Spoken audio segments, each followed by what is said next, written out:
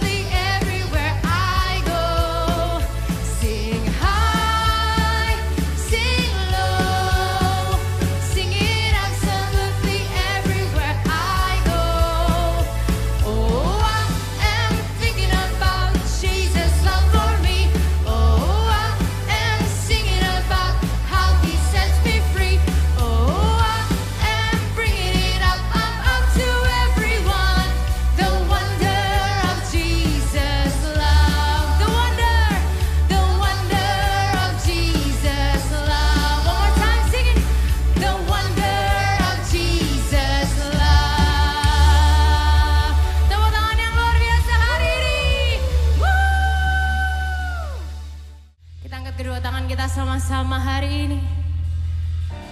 Kami percaya Engkau setia buat kami Tuhan. Thank you for your faithfulness for us. Thank you Jesus. Selalu setia, selalu ada. Kau Bapakku yang di surga.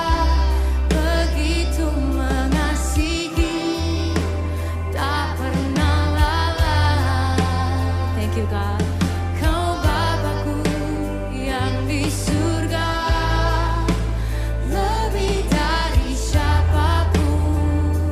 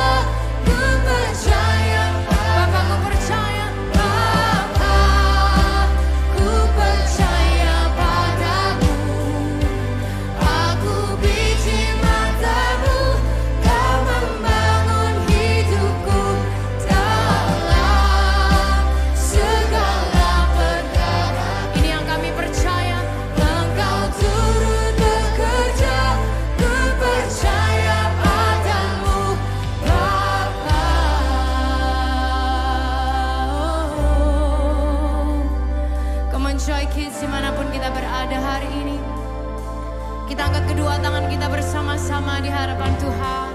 Let's lift up our hands. Let's open up our hearts. Let's start to worship Jesus. He's our loving Father. He's a good, good Father. Dia Bapa yang baik buat kita. Kamu buka mulut kita, mulai katakan haleluya. Terima kasih Tuhan. Oh thank you Jesus. Thank you for your love. Thank you for your faithfulness. Thank you for who you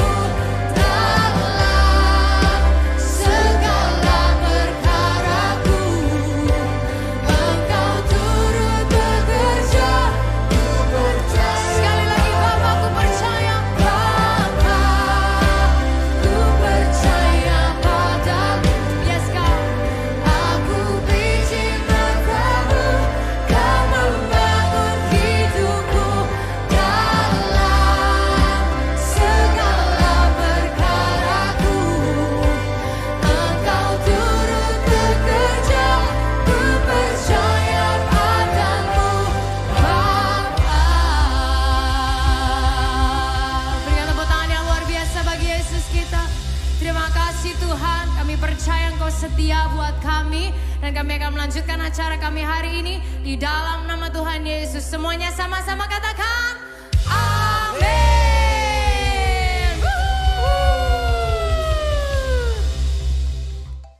Games hari ini adalah traffic light. Cara bermainnya adalah aku akan menyebutkan lampu merah dan lampu hijau. Lampu merah mereka harus berhenti dan lampu hijau mereka boleh bergerak. Kita mulai ya. Yang sampai sini duluan pemenangnya ya. 3, 2, 1. Merah, hijau, merah, hijau, merah.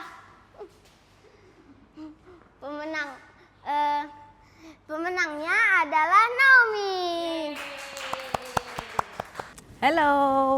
Nah lihat nih, apa nih? Missnya lagi ngapain nih ya? Lagi bergaya jadi apa nih? Ups, ada yang jatuh. Enggak.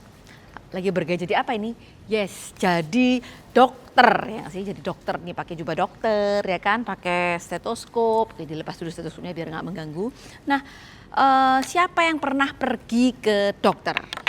Siapa yang pernah ke dokter nih? Ada yang tahu? Ada yang pernah nggak nih? Angkat tangan dong. Atau mungkin boleh ketik juga di kolom komentar siapa yang pernah dokter. Semua pasti pernah ke dokter ya. Biasanya kalau ke dokter kita ngapain? Apa yang terjadi sama kita sampai kita harus pergi ke dokter? Yes, biasanya kita pasti kebanyakan dari kita, apalagi anak-anak ya, sakit. Entah batuk pilek, mungkin demam, atau mungkin apapun lah, alergi, atau apapun yang terjadi kebanyakan sakit. Nah selain sakit, biasanya kita juga ini, vaksin ya kan, suntik ya. Siapa yang kalau udah mau ke dokter, udah nangis dulu sebelum apa-apa juga sudah takut gitu ya. Nah kalau kita sakit, kita biasanya pulang dibawain apa sama dokternya? Yes, resep untuk beli apa? Beli obat. Kenapa kalau kita harus minum obat? Supaya kita bisa sembuh.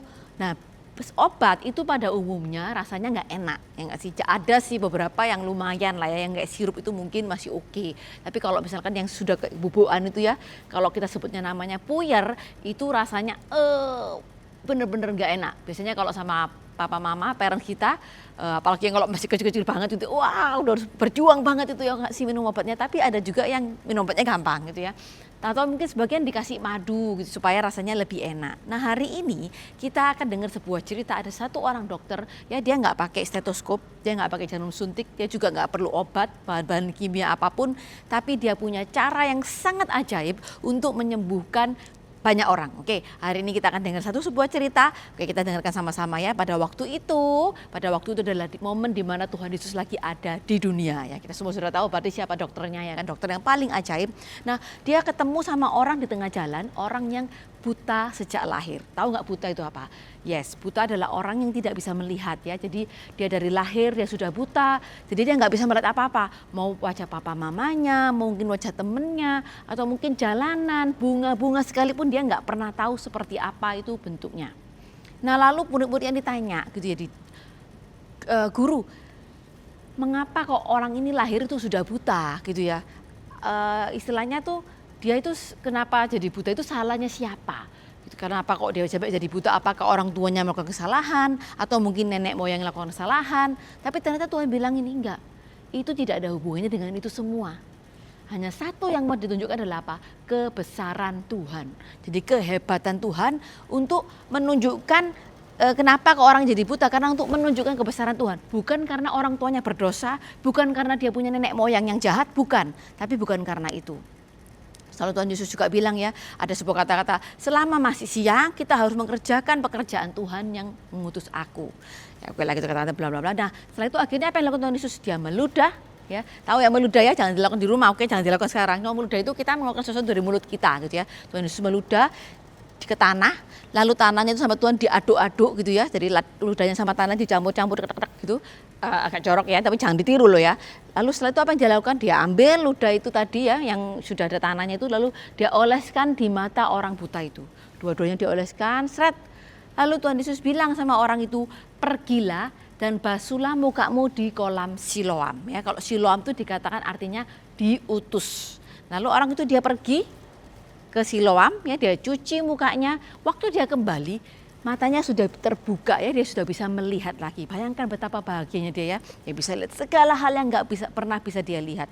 Lalu orang-orang di sekitarnya, tetangga-tetangganya gitu, teman-temannya, dia mulai bingung, loh, orang ini kan biasanya yang istilahnya itu mengemis di pinggir jalan, buta sejak lahir, nggak bisa lihat. Lah kok sekarang dia bisa melihat?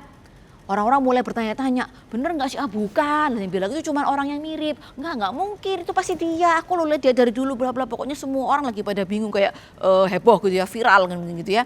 Lalu orang ditanyain, loh dia bilang ya itulah aku. Dia bilang, loh orang jadi bingung dong, gimana caranya orang yang buta dari lahir tiba-tiba bisa melihat. Lalu dia cerita apa yang Tuhan Yesus lakukan ya. Orang yang bernama Yesus itu membuat sedikit lumpur, lalu mengoleskan pada mataku, dan dia suruh aku untuk membasuh muka di kolam Siloam, lalu aku bisa melihat lagi. Terus dia tanya sama orang-orang tanya sama dia, loh di mana Yesusnya itu? Ah nggak tahu katanya gitu ya. Dan ternyata kalau kita baca lagi ceritanya lebih lanjut, hari itu adalah hari Sabat ya. Mungkin kita juga selalu sering dengar hari Sabat adalah hari di mana kita tidak boleh bekerja ya, bukan tidak boleh ngapa-ngapain, tidak boleh bekerja.